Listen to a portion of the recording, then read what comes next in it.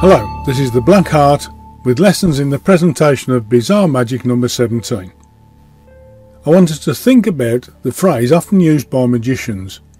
Please examine the cards, dice, or whatever the item is, and see that it is ordinary and not gimmicked in any way. One thing you should certainly never say is check that these are ordinary tarot cards. Firstly, tarot cards are never ordinary. They're special, they have power. Besides that, asking your audience to check something to see it's ordinary implies it may not really be so. And why would you want them to think that? There are much better and more subtle ways to convince them that an item is not gimmicked in any way and is in fact ordinary. To illustrate this, I want us to take a look at an effect often known as Grandma's necklace or Grandma's beads. It's actually a very good illusion and can be quite baffling. We'll look at two presentations. In the first presentation, the performer hands the cords to the spectator and says, "Check out cord number 1, make sure it's nice and solid." They do so, and the next cord is presented, and they are told to check this also. The beads are then handed out, and again they are invited to check them and see that they are exactly as they are supposed to be, whatever that means. As the performer threads the beads onto the cords, he states that he wants it to be as fair and above board as he can be. He then proceeds with the illusion, and whilst in the spectator's hand, the beads detach from the cords in seemingly impossible conditions. So, let's take a look at the first presentation. Here we go. So, I don't know if they're aware of this, but most magicians would all love to perform a big illusion, just like David Copperfield. Did you ever know about when he walked through the wall of China? No. Well, now you do. Okay. Now, obviously I've got to do things a bit cheaper because I'm on a bit of a budget, so I've got with me some cords. First of all, check out cord number 1, make sure it's nice and solid. Are you happy with cord number 1? Happy. Perfect. Cord number 2, give it a good tug. Are you happy with cord number 2? Happy. Perfect. Now, over here I have bead number 1. Bead number 2, and this is of course is bead number 3. Oh, you've seen it before. There we go. Go ahead, check out those beads. I want to make sure they're exactly as they're supposed to be. Yep. You're happy with the beads. Now the first bead is going to represent with the great warrings out, that would be me. I'm going to in fact I'll do it really slow because I want this to be as fair and above board as I can be. This would be bead number 2. This could be David Copperfield. I'm going to do that one nice and slow as well. I'm going to be as fair as I can be. The last one, do me a favour, take that one and you're going to place that one on yourself. Just to the end. Bead number 3. Here we go. What I'd like to do is to hold your hand from like this. I want to grip onto the beads nice and tight. Now, would you be impressed now if I could remove those beads off the end while you hold them nice and tight? Yeah. I'm going to take it a step further, look. So I'm going to handcuff them in like this. I'm going to tilt you slightly towards the hand like this, and it's going to happen on the count of 3 for entertainment gratification. Here we go, that's 1, that's 2, whoop, that's 3. Wow. Straight through, Okay. slowly open your hands, and there you go. Just like the Great Wall of China. Thank you. Boom. Now, to be fair to the performer, the instructions for the effect tell you to get the volunteer to check the cords. Then, as a distraction, and you'll need to buy the effect to see why, they instruct you to get them to check the beads. By the way, he has at least added his own presentation, and his handling of the props is okay. However, I think he makes one big mistake. Having got them to hold the beads, he asks, "Would you be impressed if I could remove these beads off the ends whilst you're holding them nice and tight?" So, why is this a mistake?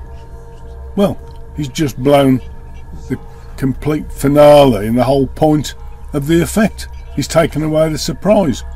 It's rather like writing the solution of a murder mystery book on the first page. Incidentally, we'll look at a trick later on where it was perfectly acceptable to use this phrase. On to the next presentation of the same effect. This is actually a dealer demonstration without a spectator, and once again you'll see that the props are to be examined. He states that he would get the spectator to examine the beads threaded on the cords. The thing is, when you're presenting this, of course the spectator can see the cords going through the beads. You don't need to point this out to them. Interestingly, this presenter uses a box rather than a spectator's hands, as it's only a demonstration. Now, I actually quite like this idea, and you could use a small wooden box as a prop in a bizarre presentation. Right, let's take a look at this one. I invite you to witness this miniature miracle. Now, if you were here, I'd have you inspect these objects and just verify they are exactly as they appear to be. 2 pieces of yarn and 3 transparent beads.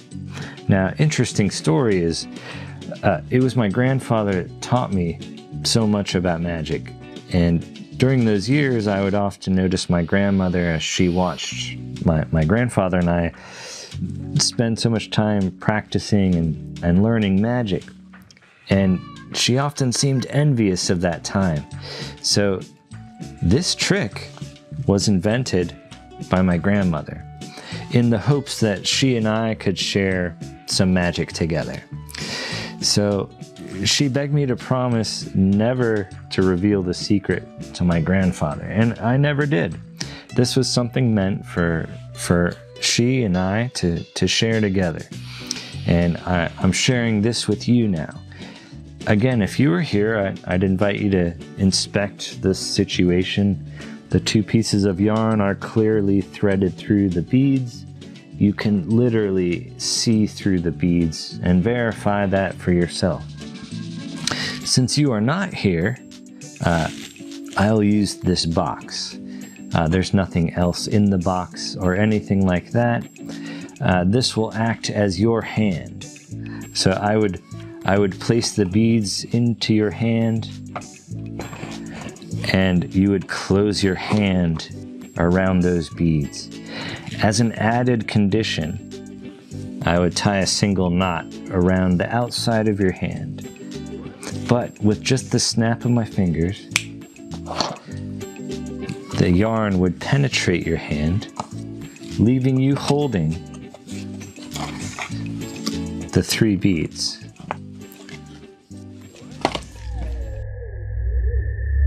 Next, we'll look at a presentation where the volunteer is not asked to check any of the props.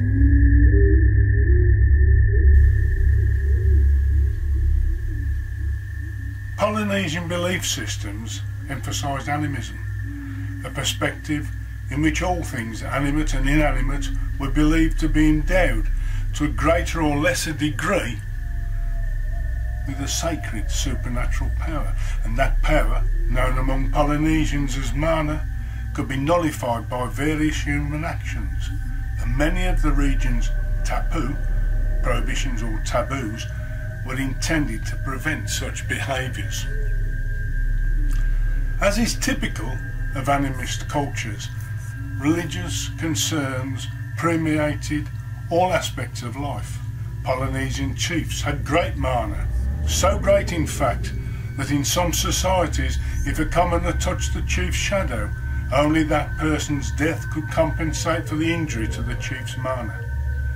In much of Polynesia, it is still considered to be in very poor taste to step over a person's legs, pass one's hand over a person's head, or stand with one's head higher than that of a person of high rank, because these actions are believed to sap a person's mana. This power was used by more powerful Polynesians to allow their spirit to leave their earthly body and travel far afield. This allowed them to communicate between far distant islands and also to navigate their boats over vast ocean distances. Here I have 2 cords which represent the physical body and the spirit.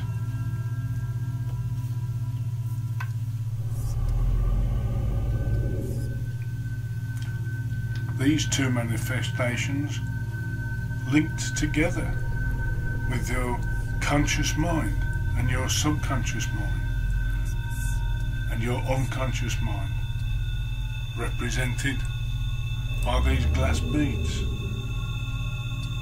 The three stages of consciousness envelop the physical and spiritual and bind them together.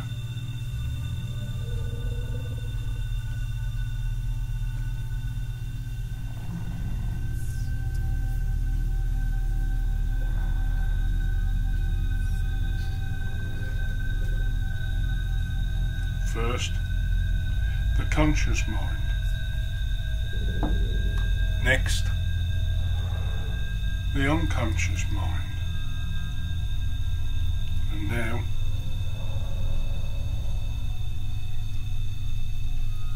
the subconscious mind.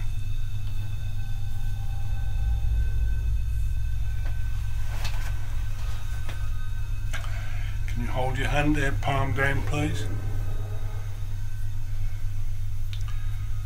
Grasp hold of those beads.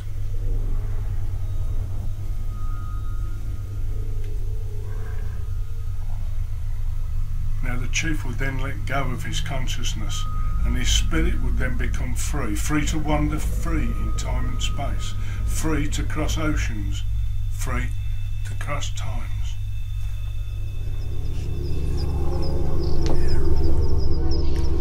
So, there we have a presentation in which the spectator is not invited to check any of the props. The actions are obvious and are woven into the presentation, which of course, as I like to do, has a basis in fact. You don't need to describe what you're doing. The spectator, the audience, the participants can see for themselves. I have not announced in advance what the outcome will be. Now, back to something I mentioned in the first presentation, where the performer asks, would you be surprised if, and then gives away the very point of the trick. Here we have a presentation where the performer asks that very question at the start. However, this is much different, as the card appearing on top of the deck is just the beginning of a routine, which has a devilish ending. Unlike the first routine where the whole point and the whole thing is the fact that the beads come off the cords is giving it away. Now, just to show that I do like normal magic when it's performed well, I've used this great routine performed by John Green at Mid-City's Magic Circle. It's entertaining, excellently performed and has a surprise twist at the end. Oh yes, and note, no magician's little finger syndrome.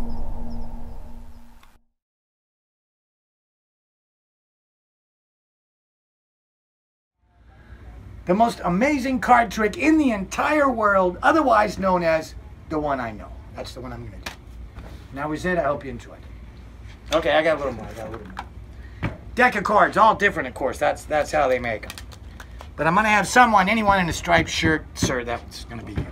As I go through all the cards in the fairest possible manner, I'd like you just to stick your finger in there anywhere you'd like. Couldn't be in the deck, okay? Yeah, please. Okay. Take a look at the card you stopped at. Now, could have been this card, that card, but that's your card. Remember that card for the rest of your life. At least for the rest of the trick, if you don't mind. There's your card. Okay. I'm going to bury it. It's going to be lost there in the pack. But I, with my sensitive fingers, my years of training, my time in prison, I'm going to be able to find your card. If I just tap on the deck and your cards jump miraculously and mysteriously to the very top, would you be impressed? Yeah. Yeah, so would I. That'd be pretty cool. 10 of hearts. It's not my card. No, it's a 10 of hearts. I said it was a 10 of hearts. I'm going to hypnotize you into thinking it's your card. Okay. Did you feel anything? Yes. Oh, yeah, he's feeling good today. Yeah, because look at the glazed eyes, the goofy grin. He's in the trance. Next time I show him the 10 of hearts, he'll actually think it's the card he picked. Now, of course, that's due to hypnosis. I could take that and bury it in the middle of the deck and show him the 3 of clubs right now, and he's going to think it's his card. I can take that and bury it in the middle and show him the 2 of hearts. It's his card. At this point, I can show him any random card out of the middle of the deck. He's going to think it's his. Now, if he falls deep enough into the trance, you won't see anything, but I could probably show him a couple of cards. He would think it's the card he picked. What? Now, this time I'm going to give you the triple whammy. So make your ears ring, your toes sing, be honest with me. Be fair. If you see your card, go by at any time. Let me know if you think you see it. If you see it, say right away. I want to know if you see it in there. I did. You did see it. That's great. I may have over-hypnotized him. I'm going to snap my fingers. You're back to normal. You're back to however you were. It's the best I can do. I'm sorry. Look, I'll do something amazing with your card. I'll actually make it disappear completely out of the deck. This time when I riffle through the cards, what would be a spectacular finish to this already amazing miracle? Okay, we're going to have the devil help us find your card. Ooh, check it out. Watch. As I snap, your card is no longer there. It completely disappears. Flies through the air, and check it out. You see that guy sitting on him, the devil right there? Yeah. Yeah, he's got your card. Thank you, devil. Jesus. Yeah, don't be too impressed. Nothing you couldn't do for $8.95. Brilliant. Well done, John. A great routine using a Svengali deck. Yes, of course he can't hand it out to be examined, but he doesn't need to. He shows the deck by flicking through it. He never says it's an ordinary deck, which of course it isn't. He doesn't have to, as he apparently shows it's a normal deck. His well-rehearsed routine is engaging, and the volunteer and spectators are more interested in the entertainment. Having the little devil reveal the card at the end is a wonderful touch. Well done, John. Summing up then, by asking your audience to check a prop to see it's ordinary, be it cards or whatever, merely inserts the doubt in their mind that actually it isn't. So don't do it. You can demonstrate it's ordinary by the way you handle the props. Hope you enjoyed this video and found it useful.